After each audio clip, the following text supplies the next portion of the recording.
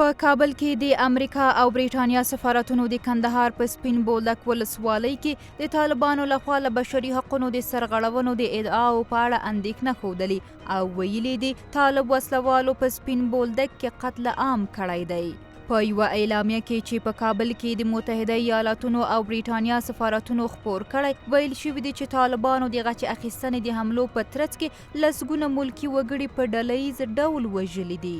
د افغانستان بشر حقونو خپلواک کمیسیون هم یو تازه راپور کې ویلي کله چې وسلوالو طالبانو پر سپین بولدک ولکه ټینګه کړه پر ملکیانو یې انتقامي حملې وکړې او ویې وژل.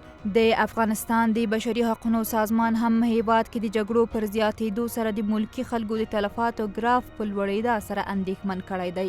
د یاد سازمان مشر لال ګل لال وایي بیلابیلو ولایتونو کې یو شمېر جنګي جنایتونه هم ثبت شوي دي او وسلوال باید نړیوال بشري او جنگي قوانین مراعات کړي. جنگي جرمونو په نړیواله محکمه باندې غږ کوو چې نور د یوازې د راپورونو ورکولو نه لاس په سر شي او دوی د افغانستان کې چې کوم وضعیت روان دی دا ډېر د اندېښنې وړ دی. دوی باید عملا لاس په کار شي تر څو پورې دغه ټولو ناخوالو ته د پای ټکی پیدا شي او د جګړې په دواړو خواو باندې فشار وارد شي تر څو پورې دوی د جګړې نه لاس واخلي او د سولې رښتینو خبرو ته راوګرځېږي. د سپین بولدک د ټول وژنې او قتل عام په اړه د افغانستان دننه مقبوضه پښتونخوا او د نړۍ په ګڼو ښارونو کې لاریونونه او اعتراضونه وشول. د پښتونخوا ملي عوامي ګوند مشر محمود خان اڅکزي پرون مقبوضه پښتونخوا کې یوې غونډې ته د وینا پر مهال وویل د سپین بولدک نیول د تیارو او ټانکونو سره هم ممکن نه و خو د غدر او خیانت له امله وسلوالو طالبانو ونیوه. هغه زیاته کړي د افغان دولت ملاتړ پر ټولو پښتنو فرض دی او د زور د لارې د افغانستان نیول امکان نه لري.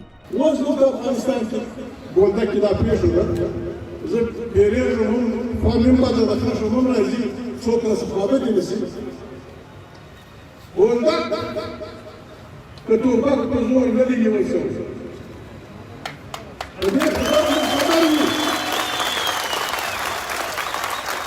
بولدک د ټوپک په زور نه دی نیول شوی پر بولدک باندې چې په ټیپونو په جهازونو په هلیکاپټرانو حمله نه وشوې د چا کار بولدک نشو نیولی.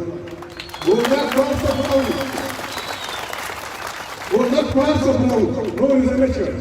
په ټولنیزو رسنیو کې هم ګڼ شمېر افغانانو د سپین بولدک د ټول وژنې په اړه لیکنې کړي او وسلوال طالبانې د وطن او افغانانو دښمنان یاد کړي.